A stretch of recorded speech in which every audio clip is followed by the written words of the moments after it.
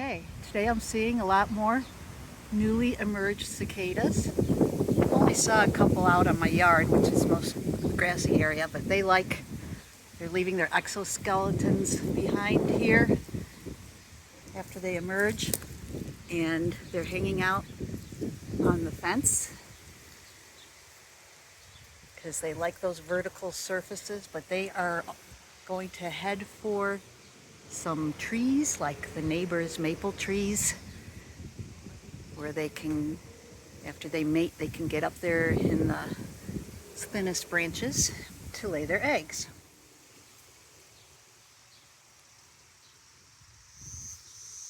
They're all along this fence, along this maple tree area.